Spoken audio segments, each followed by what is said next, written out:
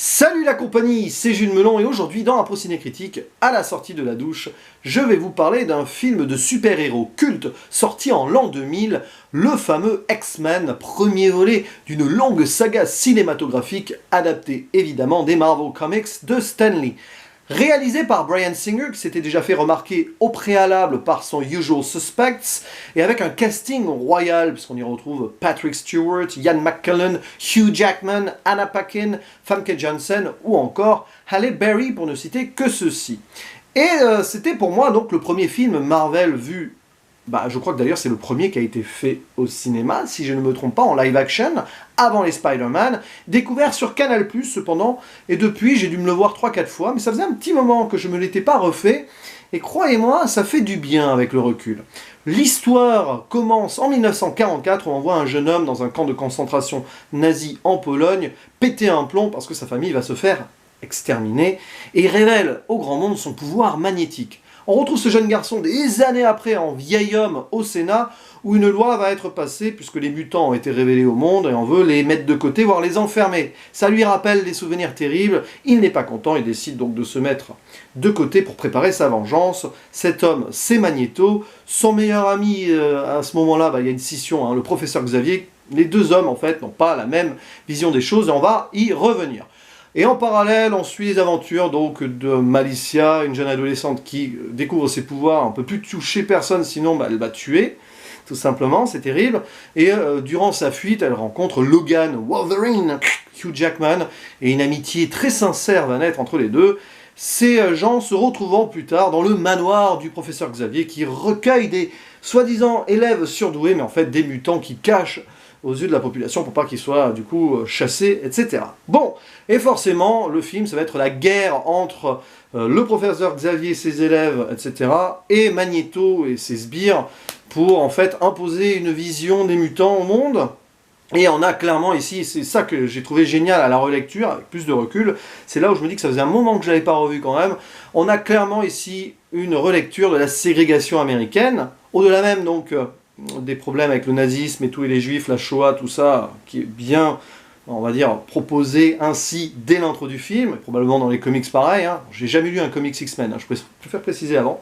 Bref, clairement ici, Magneto, c'est Malcolm X, attention, on prône la violence pour se faire respecter et tout, alors que Professeur Xavier, c'est plus Martin Luther King, pacifiste, et qui essaye de faire accepter les mutants dans la population et de faire comprendre à la population que ces gens sont des humains comme eux. Voilà.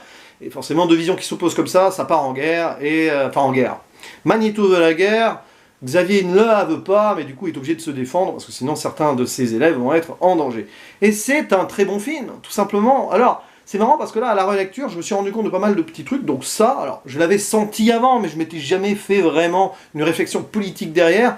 X-Men, c'est l'histoire des États-Unis et du monde, enfin, du rejet de certaines personnes par d'autres, du racisme, de la ségrégation, et je pense que Stan Lee, ayant créé, il me semble, cette saga de BD dans les années 60, a eu un côté militant, à l'époque donc des droits civiques des Noirs américains, et ça se sent, clairement. Et ce film le retranscrit très bien, très intelligent, avec le sénateur Kelly, là, joué par Bruce Davison, qui, on voit, est un petit peu ce que Trump pourrait être aujourd'hui, enfin du moins la politique trumpienne. Je suis sûr que Trump, dans les X-Men, il aurait fait pareil, il aurait essayé de les enfermer dans un coin, etc.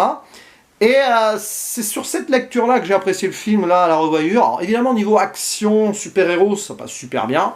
Clairement, il y a des bons petits moments de bataille, notamment vers la fin, près de la Statue de la Liberté, pour pas en dire plus. Les pouvoirs sont bien montrés à l'écran, tout ça. Mais il y a aussi, au-delà donc de cette lecture politique très intéressante, et historique surtout, plus historique que politique, il y a aussi la relation entre les personnages. On voit que c'est finement bien fait, et le film maîtrise ça de A à Z. C'est un exemple, et pour moi, vous voyez, ce X-Men, il surpasse quasiment tous les films du MCU. Alors sans X-Men, il n'y aurait pas eu le MCU. Je crois qu'à part le premier Avengers, il n'y a rien qui va au-dessus de ce X-Men pour moi. Voilà, à cette relecture-là. À vérifier, parce qu'après, forcément, il faudrait que je revoie les films du MCU que j'ai tous vus qu'une seule fois. sauf Black Panther, ouais, je crois. Enfin, je vérifie, mais dans ma tête, oui. Donc, X-Men, l'ayant vu peut-être 5 fois, forcément, il y a une petite différence. Mais oui, les personnages, voilà, Logan et Malicia, on prend le temps de bien exposer leur rencontre et leur développement au début du film. Voilà, quand ils sont en Alaska, il me semble. Et puis aussi, on a Cyclope, voilà, qui est en rivalité après avec Logan, avec des petites punchlines et un humour qui parfois est un peu too much, mais je trouve ça assez acerbe et intéressant. On voit le personnage de Logan qui est toujours sur les nerfs, et avec Cyclope, ça matche pas très bien, mais on sent quand même qu'ils sont proches, surtout vers la fin du film, et ça j'adore, quand il y a deux personnages qui s'opposent, qui sont en rivalité au sein d'un même groupe, mais qui se respectent et vont tout faire pour s'entraider au-delà de leurs problèmes personnels, et même peut-être finir par s'apprécier, et ça j'aime beaucoup. Puis les acteurs campent très bien leurs personnages. Peut-être que celui de Halle Berry est plus en retrait sur ce premier volet, mais de mémoire, dans le deuxième, on la voit plus. Après, Famke Janssen est une actrice que j'aime beaucoup, que j'avais découvert peu avant dans The Faculty, de Robert Rodriguez. Hugh Jackman est parfait, vraiment, dans le rôle de Wolverine, de Logan. Et puis, que dire de Ian McKellen et Patrick Stewart, quoi. C'est la grande classe. Et puis, voilà, je parlais du développement des personnages, cette amitié qui se transforme en rivalité malgré eux entre Magneto et le professeur Xavier, c'est génialissime, quoi. C'est fort, c'est puissant, c'est intense, et c'est presque émouvant de voir de si forts amis être obligés de se tirer dans les pattes parce qu'ils ont des points de vue différents. Et ça, voilà, il n'y a rien de plus terrible pour moi. Donc c'est un opus très fort, très bien géré, la réalisation est bonne, alors c'est pas là où c'est le plus extraordinaire.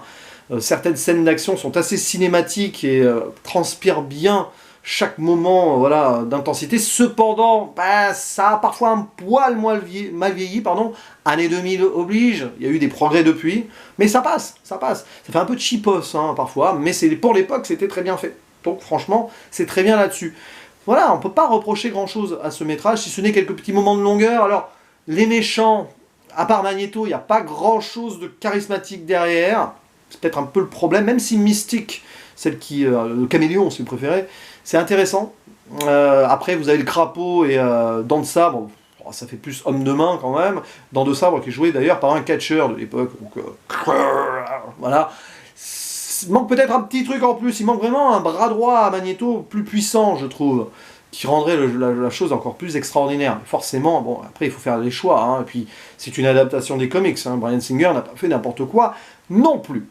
Donc franchement, une belle réussite que ce X-Men. J'avais bêtement laissé 7 sur 10 sur ce métrage, je ne sais pas pourquoi, sur Sens Critique. Je remonte allègrement à 8, et c'est un très bon 8, attention, 8 sur 10, évidemment, très bien sur Captain Watch. Et je vais poursuivre alors la relecture de cette première trilogie, puisque d'ici la fin de l'été, je reverrai le 2 et le 3, et plus tard, très certainement, découvrirai les autres, parce que oui, à part Logan, je n'ai pas vu la suite de la saga, et certainement que je ne verrai pas ces autres films seul, n'est-ce pas, mon cher Andy Manchet du ciné. Clin d'œil, je suis en train de faire un teasing là, qui risque de nous porter sur plusieurs mois, hein, parce qu'il va falloir se les faire, ces films, après la crise du Covid-19. Bon, je m'emballe. Je vous dis à la prochaine. Ciao.